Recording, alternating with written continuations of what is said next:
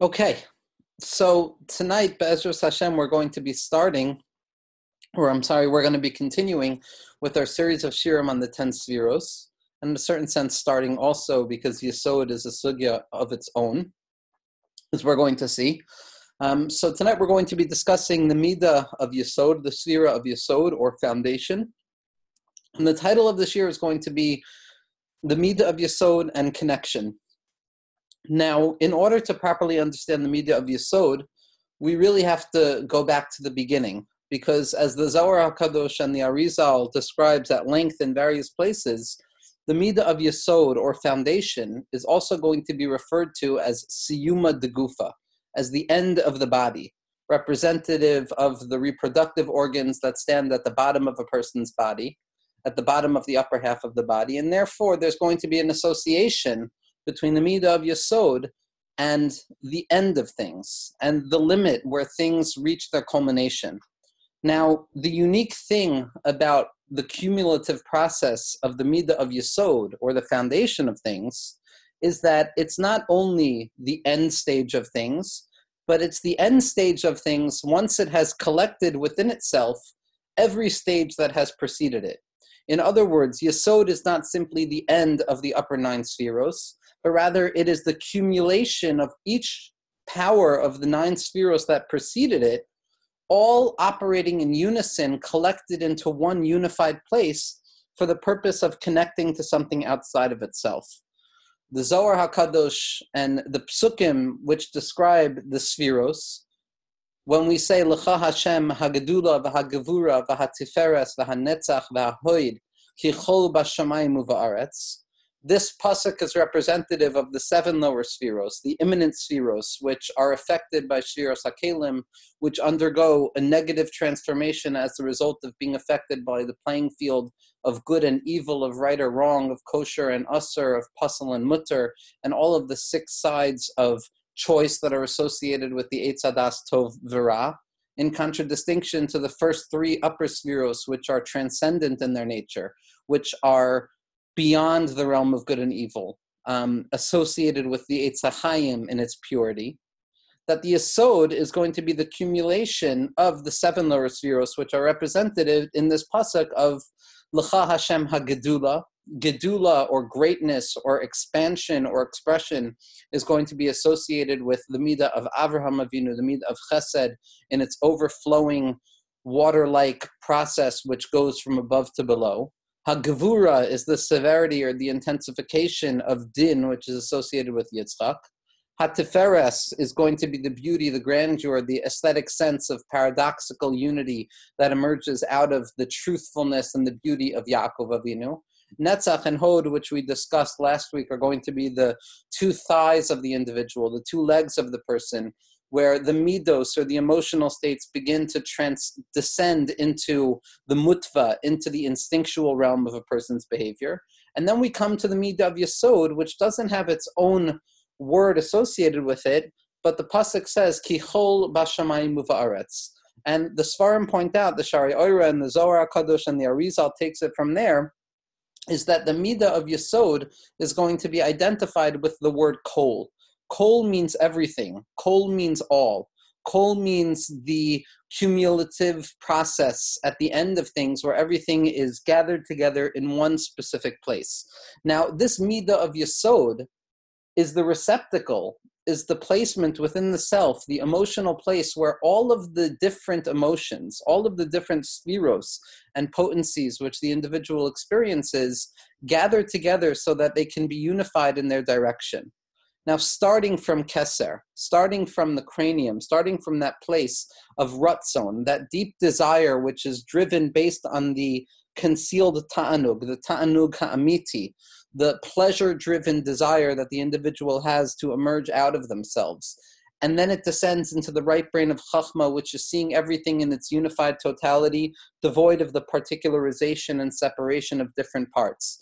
Then the right brain descends into the more severe mode of consciousness, which is going to be the Media of Bina, of understanding, where I take that general quality of wisdom and I break it up into different parts, bite-sized particles, which, yes, on the one hand appears to be differentiation and multiplication, yet on the other hand it allows for a deeper understanding of things, whereby the differentiation and the darkness of Bina, in spite of the fact that it breaks Chachma up, gives us the ability to understand Chachma in a deeper, more embodied sense. And then from there, we go through the pseudo-sphera of Das, which is represented either of the corpus callosum, the midbrain, which kind of bridges the right hemisphere and the left hemisphere of Chachma and Bina, because it's rooted in that infinite place of Keser. The Das allows for the transference, or that Gesher, that Kesher, that bridge that allows for the transcendent mochin of consciousness, or things in their ideal state, to descend into the realized state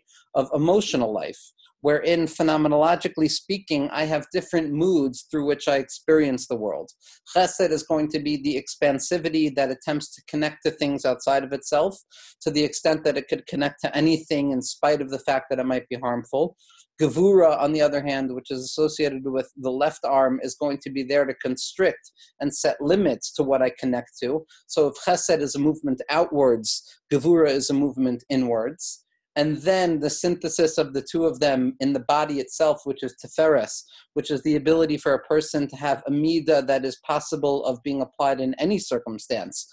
This is that paradoxical space of the aesthetic beauty that emerges out of the contrasts between one thing and its other. Then we have Netzach and Hod, where the emotionally lived states now descend into the instinctually experienced states, where things are already starting to move externally. And then we finally come to the culmination of this process, which is going to be referred to as Yesod, or the foundation of everything.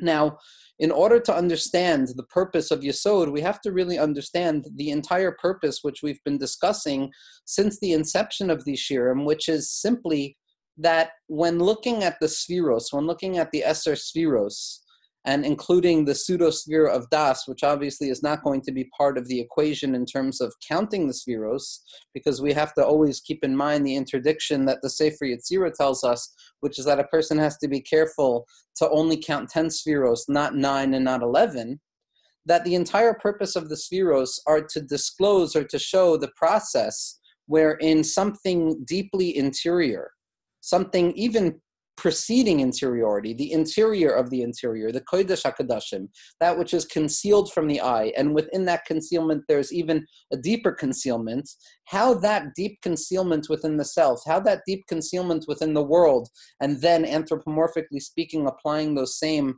theosophical concepts to our own psychologically lived state, how the interiority of ourselves begins to emerge out of our self-sustained unified whole into the outside world. How do we go from the inside to the outside? How do I go from this solipsistic self-satisfaction with myself, where I'm saturated with my own experiences, where I need nobody and nobody touches me, like Simon and Garfunkel say? How do I move from that interiority into the outside in order to engage with other people, with other objects, and with other things? That is what the process of the spheres are coming to show us.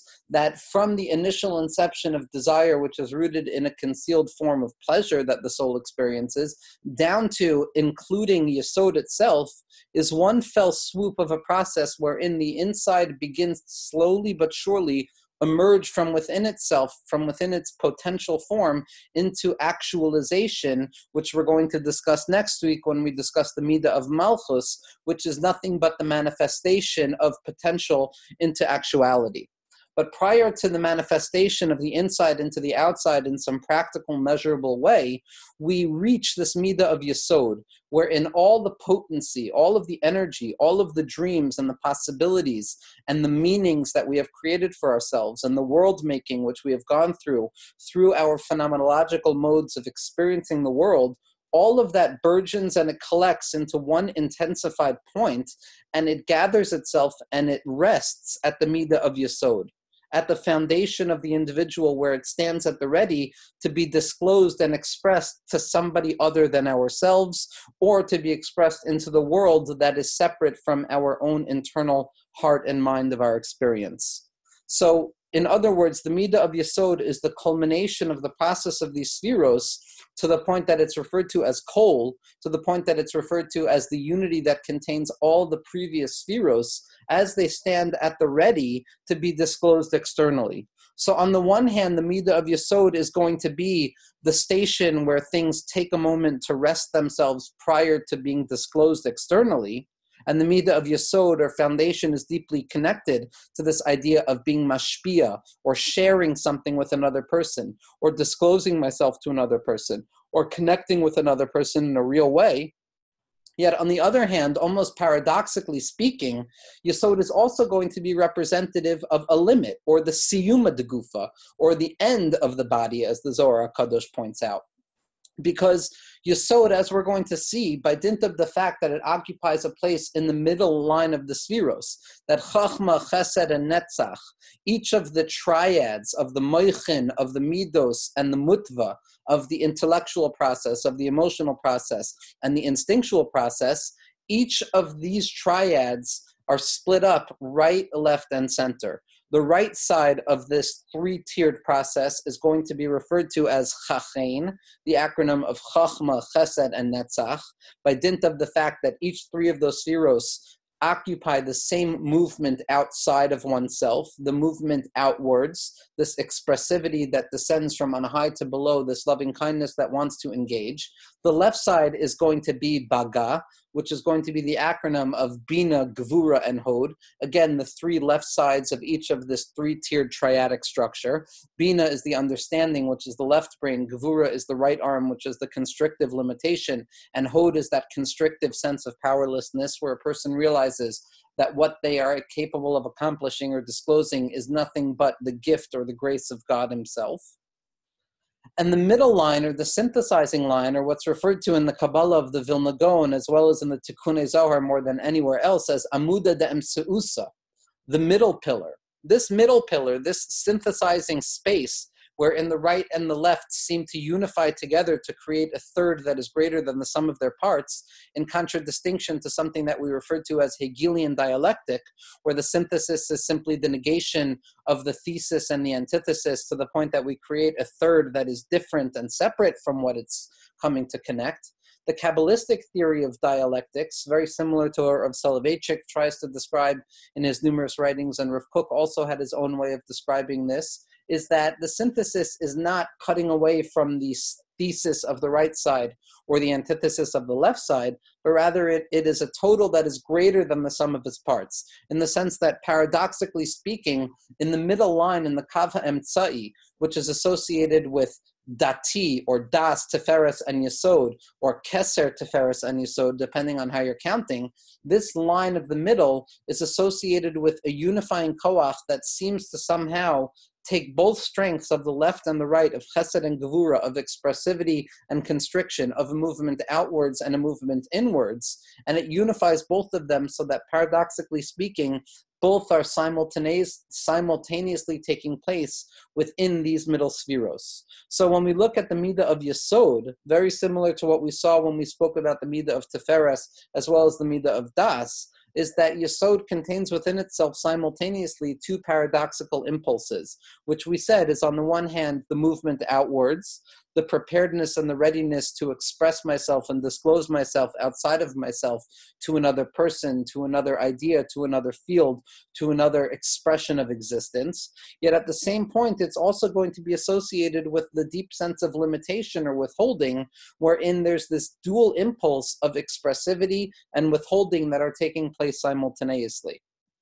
And this is something that we're going to see very deeply in the teachings of Rabbi Nachman of Breslov, especially in the difficult 63rd teaching of Likutei Maharan, Torah Samach Gimel, which refers to the Kavanos of Bris Milah, where we're going to see that the Midah of Yesod, and the Baal HaSulam also in his Ma'amarim of being Megala Tefach Umachasa Tefach, of revealing a hand's breadth and concealing two hands' breadths, we're going to see that the Midah of Yesod is deeply connected to the paradoxical play, or really the dialectical sway, between concealment and disclosure, or withholding and revelation. On the one hand, the willingness to move outside of myself in the sense of expressing myself externally, yet at the same point realizing that, paradoxically speaking, the only way that I can reveal myself is by concealing myself.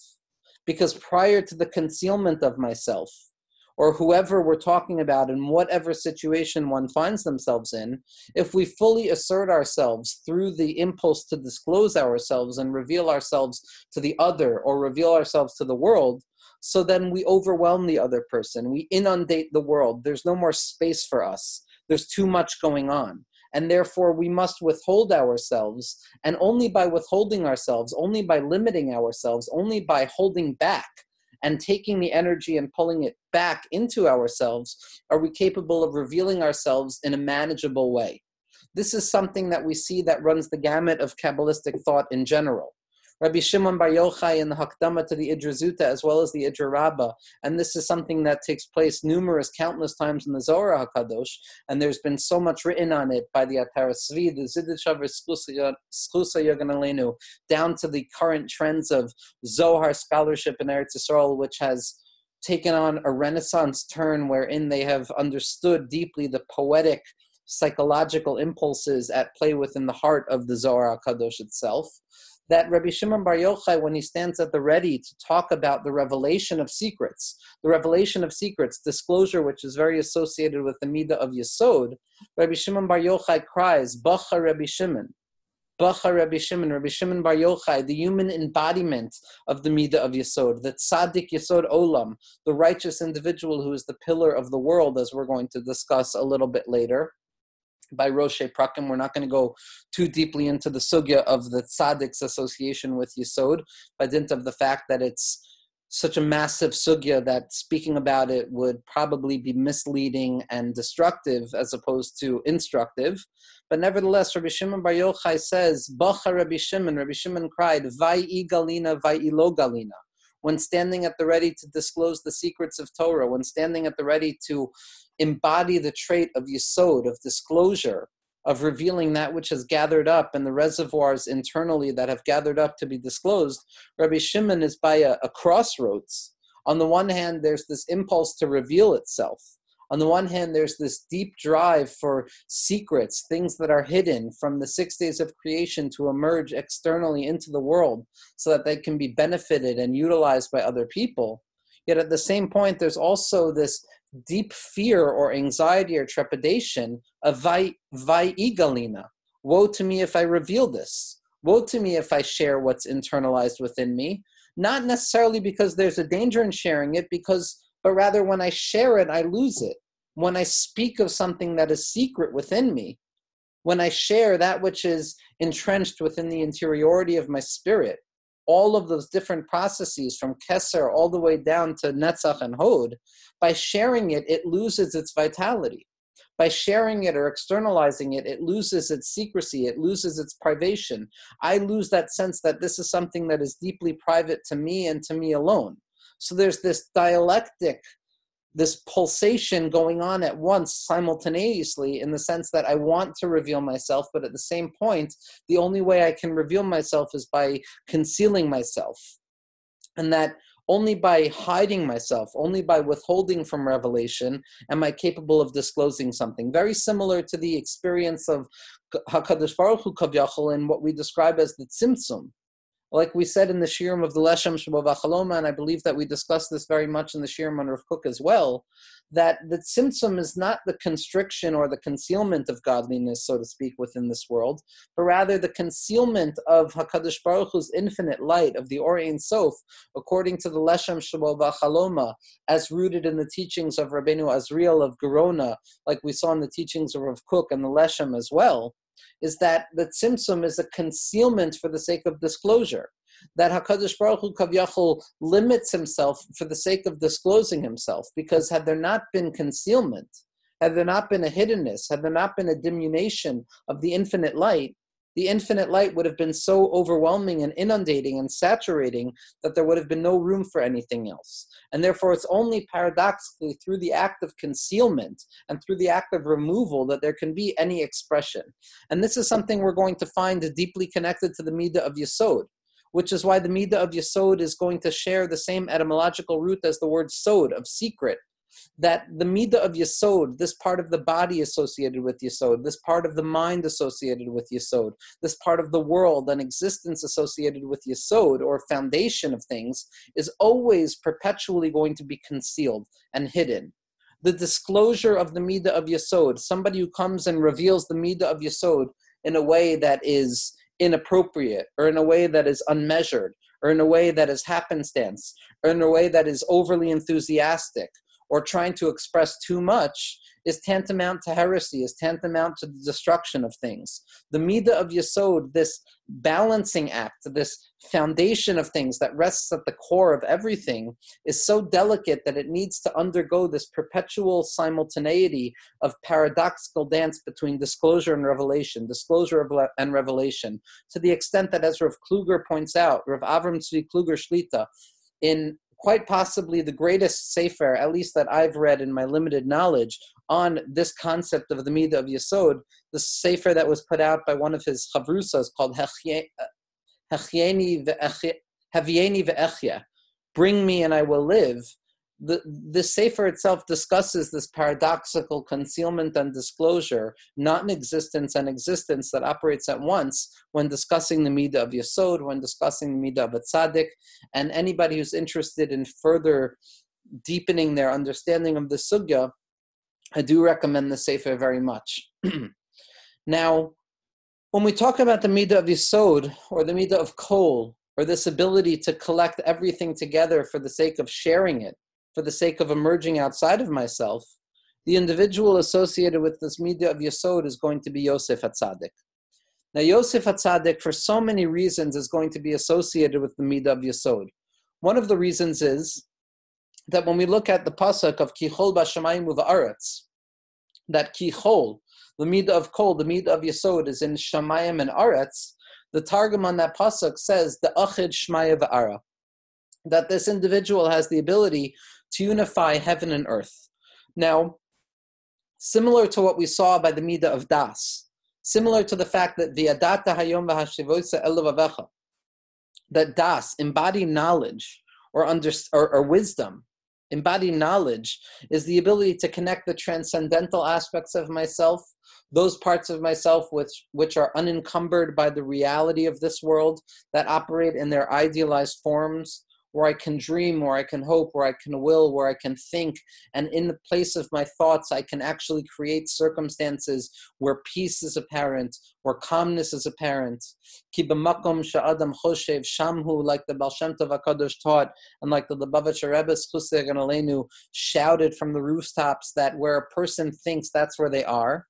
And the connection between that transcendental realm of moichin and the limited realm of emotions is the process of das. That das is the ability to transfigure consciousness into lived, emotional, embodied states. Yesod is also this capacity for me to connect the interiority with the exteriority. The interiority is going to be Shamayim, it's going to be the heavens, it's going to be the supernal places where pollution and human activity and destruction have no reign, have no hold.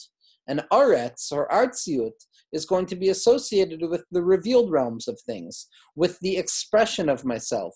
Like we said in the name of the Ishbitzer and the Radziner, and the Sod Yesharim shouts this so often, hundreds of times in his Svarim, literally hundreds of times, that this Midah of Yesod is already a dangerous Midah, in the sense that Kol Zman, as long as that which is within me remains within me, as long as my hopes and my dreams and my expressions and my imprint and my stamp and that which I come to the world to bring, or what I've come to the world to reveal, as long as it remains tied up within my interiority, as long as it remains in potential form, it's not going to be damaged by external factors. It's not going to be polluted by that which is outside of me. I retain a certain level of control over the things that exist within my thoughts and within my emotions. It's only when things begin to disclose themselves in the world outside of myself, where things begin to be exposed to circumstances that are beyond my control, to the reality of a world that is not necessarily mat'im or appropriately aligned with what my internal state is, that's where I run the risk of mistakes. That's where I begin to enter into a space where things can go one way or the other way, and quite frankly, it doesn't really matter whatsoever what my intention was, because once it enters into the space of otherness, at that point, there are so many factors that can influence the trajectory or the end result of my expressivity that I'm no longer in control of things. And this is what the Sod Yesharim points out so often. One of the Sod Yesharim's favorite Zohars to quote, where Rav Gershon Henach Leiner of Radzin, who Amir Hashem we're going to be basing our next series of Shirim on, speaks so often about, is a Zohar that says, B'zeh halashon, Ema ad hoid is pashet. That Ima, that the concept of Moichin, the concept of Bina and Chachma, and what it means to have a mother, what it means to have somebody who's looking out for us, what it means to have shlita over our behaviors, what it means to have supervision over our behaviors, to the extent that I can rest assured that mistakes will not be made, only goes down to the Midah of Hod. It only reaches the level of Hod. But once we descend away from the Midah of Hod, which we discussed last week, when we come to the Siyuma de Gufa, when we come to the end of the body, the limit of the body, wherein things are being prepared to be expressed externally, at that point, the Moichin, consciousness, Abba and Ima, Chachma and Bina, no longer have any control. Parental supervision is no longer rooted there. At this point beyond Hod, at the point of Yesod, at this point of expressivity where things have gathered together and coalesced for the sake of being disclosed externally, at that point there's no longer any parental supervision, so to speak. Abba and Ima, the Moichin, the transcendent realms of spirituality that remain idealized in myself, the dreams that I have, the desires that I have, are no longer applicable, no longer have any rootage in this space of Yesod. Which is why in one of the most profoundly beautiful and deeply difficult Zohars, it's pointed out that the word Yasom, the word orphan, is going to be the Rosh Tevos of Yafa Toar Umara. That Yasom, which means somebody who is orphaned from their parents, which is the Midah of Yesod, which is no longer in relationship with Abba and Ima, with Chachma and Bina, with the modes of conscious awareness. It's specifically in this Midah of Yesod. It's specifically at this point in our experiences when our minds and our desires and our hopes and our dreams and our human reasoning and our sense of control over things no longer reigns supreme. At this makom of Yesod, at this makom of expressivity externally, of engaging with the other, of leaving the interiority of myself to express myself externally, at this point I am orphaned, I am a yasam, I no longer have that conscious awareness of what's happening, but it's specifically and paradoxically there that there's going to be a yafa tawa umara, a beautiful vision, a beautiful expression, beauty, which is associated with the Midah of Yosef, because Yosef is the yafa tawa umara. Yosef is this beautiful child who finds himself orphaned from his parents, finds himself removed and thrown away, thrown into the makom of death. The Midah of Yesod has such susceptibility to death, to destruction, to chitzonius, which is something that we're avadai not going to be speaking about in this year. But the Midah of Yesod, my Rebbe Rav Moshe Weinberger Shlita has given, I believe, since 2016, at least 72 shirim on the Midah of Yesod, on the Midah of Yosef HaTzadik. So this is a sugya hakolelas. This is a sugya that runs the gamut from the origins of creation prior to the expression of godliness within this world, all the way down to the eventual eschatological stage of Mashiach ben Yosef and Mashiach ben David. That the Midah of Yesod, and Rav Yitzchak Morgenstern points this out in his Haskama to Yeruchem HaShemesh, which is right behind me, from his Talmud Muvhak. He writes in the Haskama, I'm blanking on the Talmud's name right now. I believe it's Rav. Okay, I'm forgetting the name. Nevertheless, this Sefer, Rav Yitzchak Morgenstern, in the Hakdama to Yeruchem HaShemesh, he writes that this Midah of Yesod unlike other Sfiros, and this is based on the writings of the Kilas Yaakov as well as the Admor HaEmsai, that the Midah of Yesod is this Das Shel Shalom, is this wisdom of peace, which runs from the recesses of Ein Sofiyut, from the depths of the infinite, all the way down to the most finite expression in existence. That the power of Yesod is that it's mavrich min haketza el haketza, the koyach of the tzaddik to be makasher, the elyonim and the tachtonim. This just goes to show how deeply fundamental the midah of Yesod is, and how we can speak about the midah of Yesod for weeks and weeks or years. Nevertheless, for our purposes, it's suffice it to say that the midah of Yesod, because it's that makom of being a yasam, of being orphaned, of no longer operating within the light or the supervision of the moichin, of my conscious awareness, the midah of Yesod is a yasam, it's orphaned, and it's susceptible to destructive tendencies, and it's susceptible to self-destruction and horrific experiences of bittul and pigmei hayesod, and destroying the midah of Yesod, or destroying the foundation of a person. Nevertheless, when the midah of Yesod is utilized properly, when expressivity is shared properly, when I have the capacity to share that which I have properly, then it becomes a yafa toa umara. This is what we find by Yosef HaTzadik, that Yosef HaTzadik finds himself in the pit.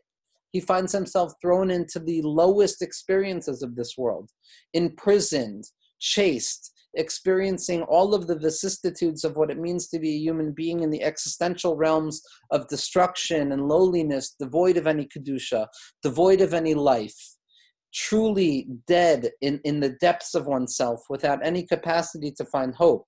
And it's specifically there in the pit of abysmal despair, that Yosef HaTzadik is capable of interpreting dreams, of disclosing the interiority of things. The dream, the Mittler Rebbe writes in such a remarkable mimer in Torah's Chaim, in Parshas Vayechi, that the dream is extra. The dream is the extra negated parts of the mind, the surplus of the mind, the too muchness of the mind, which according to so many people are meaningless expressions of fantasy and imagination. Yet Yosef HaTzadik, and further on in Jewish history, Sigmund Freud, another Yid who hid within the system of exile in order to reveal the depths of the unconscious, were capable of disclosing the interpretation of dreams. They were capable of disclosing that deeply hidden within concealment, there rests a kernel of interiority.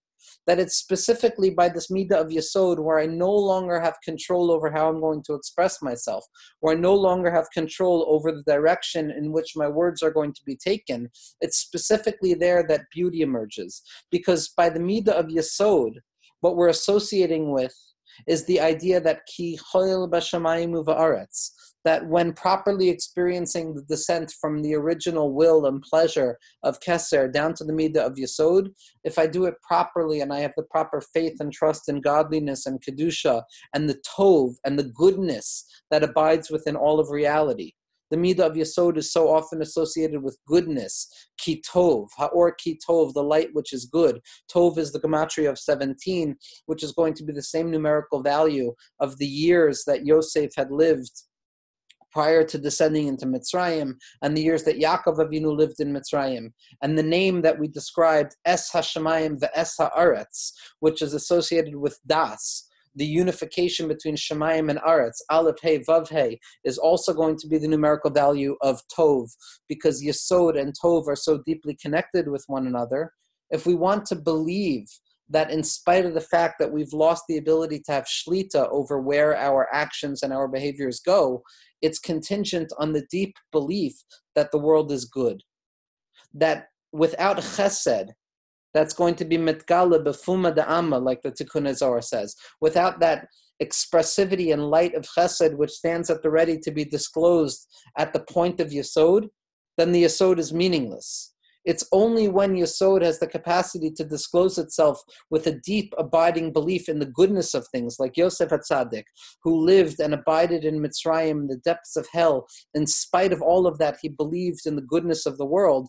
That's where Yesod has the capacity of operating most profoundly, specifically in the orphan state, specifically when I lose the father and the mother, where I lose shlita over myself, where I lose control over my thoughts, my mind, my body, and I no longer have any decision-making associated with where I express myself, at that point, when I'm mevatel myself, when I nullify myself and I relinquish myself to the deep belief that there is a goodness, capital G, that drives everything, at that point, the Midah of Yesod reveals itself to be good. That's the koyach of Yosef HaTzadik. The koyach of Yosef HaTzadik to be within the depths of despair and to believe in goodness, to believe in the externality of the dreams and the meaningless words of the dreams, to find deep concealed goodness within those dreams. On a more psychological level, what Yesod is associated with is the question of essentiality, the question of connecting to the main point in things. After this entire descent from the interiority of the mind, from the will and the desire, the unfathomable expression of Keser, down through all of the midos which we've described, we come to the question of what is the purpose of all of this? Where has all of this process led us to? Now that we've come at a standstill, now that we've reached that point of cumulative association of all of the midos in their klalios, in their unified whole together, how do we ensure that what we express is going to be meaningful? That what we express is going to be for a purpose and not levatala? That the midah of Yesod, when not utilized properly, is the sugya of meaninglessness, of levatala, of bittul, of having no purpose and no reason. The question of Yesod, the danger of Yesod is levatala. The danger of Yesod is that it will be meaningless because the entirety of our meaning is constructed primarily based on the midah of Yesod, based on the foundation of things. So when we properly utilize the midah of Yesod, when we express ourselves properly in ideas and thoughts and communication and language and writing, in expressivity in our jobs, in our personal lives, in our experiences, our thoughts, and our deeply lived emotions, so that's where we find meaning. That's where we find essentiality. But lo aleinu, when Yesod is misused, or when Yesod is not utilized properly with the proper kedusha and tahara, and the utilization of shlita and self-control that all of us have developed through the process of the Sefirot within ourselves, so then the question of Yesod is one of levatala. The question of Yesod is meaninglessness. And at a certain point in our era, the epoch of postmodernism was an embrace of meaninglessness. It was a certain sanctification of nihilism, a certain taking of meaninglessness and utilizing it as the crowning jewel of experience. And what that is a pagam in the midah of Yesod. And this is on one hand what Rav Shimon Gershon Rosenberg came to fix, what Rav Shagar came to fix, Chusei Egan Aleinu. This tzaddik who lived such a short life, Rav Shagar's entire tachlis, Rav Shagar's entire process was to take this realm of meaninglessness, this realm of pagam hayasod, of levatala, of things being meaningless, and to show how even within meaninglessness, even within what appears to be the death of meaning of postmodernism, the death of the meta-narratives, which my brother Josh Rosenfeld expresses very beautifully in a series of shirim that he gave on postmodernism, it's specifically there that Rav Shagar came to disclose meaning. It's specifically there that Rav Shagar came to show that even in the depth of the inessential, even in the depth of the levatala, there's the koyach of meaning and purpose. And this is the midah of Yesod. The midah of Yesod comes to connect to things essentially, to connect to the middle point of things. The Rebbe Rasha, based on the Zohar and the Tikkun Zohar, refers to the midah of Yesod as miyut tamachzik esamaruba. That this tipa, this dot, this point of intensity that emerges out of ourselves, whether it be by thought, by behavior, by action, by speech, by intention, by dream, by hope, by despair, whatever human experience we have, the midah of Yesod emerges in a punctiform form, this tiny dot that contains everything within itself. That when I have the ability of utilizing Yesod properly, the foundation of myself or of life, what I'm doing is I'm connecting to that which is essential in things. Shmiras habris, what it means to guard the covenant, what it means to be a shomer habris is to be aware of what is essential in circumstances. When I'm speaking, to be aware that my words have meaning. When I'm engaged at work, to be aware that what I'm doing can either make a kiddush Hashem or a chilul Hashem, can sanctify the name of God or make the name of God cheaper than it already has become, unfortunately. That everything that I am engaged in can either be meaningless or intensely meaningful. And that is what it means to be a Shomer HaBris. The Chazon Ish says in one of his letters, and Rav Shagar would quote this very often. I believe he quotes it in B'Taraso Yehege as Limud HaGemara Kebakashas Elokus, Talmud learning as seeking out God, is that when the Chazon Ish talks about the pagam of Bittul Torah, what's so wrong with Bittul Torah?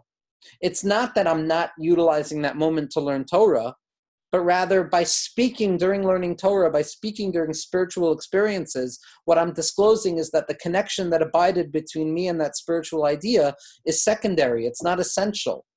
He gives the mashal of a husband standing under the chuppah, and instead of turning to his wife, turns to one of his friends and laughs about the experience. That what that shows is that there's a deep disconnection in what a person is trying to connect to at that point.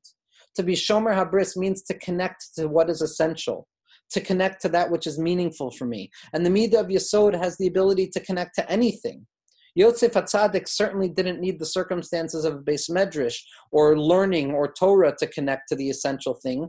Yosef HaTzadik was capable of doing it in Mitzrayim, which is the polar opposite of Yesod, which is why Yosef HaTzadik becomes the paradigm of Yesod. The idea that there can be essential aspects of Kedusha, essential aspects of meaning that can be found even in the depths of meaninglessness. And this is why the Tikkun Zohar, when describing the Midah of Yesod, it refers to it as the rakia that stands between the Mayim Elyonim and the Mayim Tachtonim. This rakia, this firmament which was spread on the third day of creation to separate the supernal realms of Shemayim, that which remains ideal, and the realized fallen states of Aretz, that which remains broken and shattered by this worldly experience, that this rakia stands in between the two of them, that the Yesod has the capacity of separating and unifying these two disparate states. And the Tikkun Zohar has an incredible statement. It says, Midas HaYesod, the Midah of Yesod, Tishkach Rakia, you take the word Rakia, the Timsa Iker, and what you find, the letters that spell out the word Rakia, the letters that spell out the word firmament and separation, when rearranged, spell out the word Iker. They spell out the word for essentiality, that which is essential. The Midah of Yesod is my ability to connect to that which is essential in the moment that is in front of me, to not be overcome by that which is unessential, to not be overcome by the batala, by that which is meaningless, but to find meaning even within the husks and the broken shards of meaninglessness. The Sfas Emes says this countless times. The Sfas Emes HaKadosh was somebody who spoke about this Midah of Yesod more than many other tzaddikim. And this is why the Sfarim associate the Midah of Emes with the Midah of Yesod. To be emes, to be true, means to connect to that which is real in any circumstance, to find the center. That postmodernism's rallying call has always been the poem that says, widening, the turning gyre. The falcon cannot hear the falconer, things fall apart, the center cannot hold. This Yeats poem that speaks of the failing of the center, the breaking apart of meaning, is in truth the polar opposite of what the Midah of Yesod is. The Midah of Yesod says that no, there is an emtza. There is a middle point. There is a deep significance to everything that is found. It just takes a certain level of shmira and seeking out to find it. That Yosef HaTzadik had to dig very deeply in order to find the point of essentiality. And that's where we find Iker. The Sfas Emes speaks so often about that unified point that contains the significance of everything. He associates it with Kedusha, he associates it with Shabbos. In one place, the Sfas Emes writes as follows. This is Parshas Noach in Shnas Tafresh Samech Vav. The Sfas Emes, when talking about the Midah of Tzaddik, the righteous individual, va'amich kulam tzaddikim, and the entire nation are holy. That the tzaddik is something that is disclosed within each and every person, my ability to connect with that which is essential and not to be bogged down or overwhelmed by inessential meaninglessness. That is so easy to fall into that pit. Meaninglessness is the simple response to reality. To find meaning means that a person is shomer their bris. It means that a person is not willing to allow themselves to fall to the wayside, but rather they're going to seek it out and find that point of hidden significance. Eila told us Noach, says the Sfas Emes. Man dinatar bris, somebody who guards their bris, somebody who guards this point of connectivity between the self and the other, between the inside and the outside, between myself and the world, between the lower realms of creation and the higher realms of creation, between the ideal and the real, between that which I want and that which is, Man denotar bris ikrit tzaddik. Somebody who guards the bris is referred to as a tzaddik, as a righteous individual, upon which the world stands. Tzaddik be'emunaso yichya. Ha'kol ha'olam kula omer al amud echad v'tzaddik shmo. That the entire world stands on a foundation and a pillar which is referred to as tzaddik, which is the seeking out of meaning. Peirus bris. What does bris mean? His kashrus kol habriya b'sharasha. It means the connectivity or the ability for creation to connect to its root, because there's a root of every part of existence. Ki kol davar yesh lo shoresh lamala, because everything in existence has a root above. That doesn't just mean Torah and mitzvos, that means everything. Every experience that a person has, without anything being excluded. There is no experience that a person experiences within the experience of their lives that cannot contain within itself a sheresh panimi, an internalized point of significance. V'chein ha'adam shu moshel al kol masha ba'aretz, and so too the individual who has the ability of looking at everything in this world and finding the deep sense of significance within it. So again, this Media of Yesod is this collectivity, this ability to take all of my strength, all of my potential, all that exists within the interiority, and to direct it and to allow it to be like an arrow, like a kates, like the arrow that hits its precise mark, and not to be machtia et hamatara. Like we spoke about in the shirim on the leshem, I believe, or maybe it was the shirim on addiction, that chet doesn't mean sin. Chet comes from the language of lahachtia et hamatara, to miss the point. And the Ramak in Tomer Devora and the Ramak in Pardes Yimonim expresses how the Media of Yesod is also referred to as a keshet. The Media of Yesod is not simply a rainbow, but it's also a bow and arrow. That the bow and arrow, the art of archery, the zen of archery, is the ability to connect to the innermost point of things. To realize that even when I miss, I'm not missing because of what I've hit, is that inner point of significance. And Amir Tzashem, next week, what we're going to come to is the Media of Malchus. The traitless trait. Malchus is nothing and Malchus is everything. Malchus is the lowest and Malchus is the highest. And what we're going to find is a transvaluation wherein the masculinity of Yesod, where this propensity to express myself outwardly, to share, is actually secondary to the ability to receive and our capacity of receiving from something other than ourselves. Our ability to be humble, our ability to recognize that we are quite literally nothing. And only when we realize that we are nothing do we have the capacity of becoming something. And next week, Be'ezras Hashem, we're going to end the series of Shirim on the Esser Sfiros with the realization that the ayin of Keser, that the nothingness of Keser, the Reisha D'lo Isyada, the unknowable head, the loftiest point in the Seder Hashtalshalos, is in fact reflected and manifested within the lowest rung of things, like we say every Friday night, Saif Maaseh b'machshavat Tchila, that first in thought, last in action. That when we come to the culmination of things, what appears to be the death of things, what we come to find is that it's actually the origin of life. It's actually the beginningness of expression. And so Be'ezras Hashem, next week we're going to transition from the Media of Yesod, from the Media of Yosef HaTzadik, from the Media of Mashiach ben Yosef, to the Media of Malchus, to the Media of David HaMelech, Mashiach, to the Media of Mashiach ben David, Be'ezras Hashem.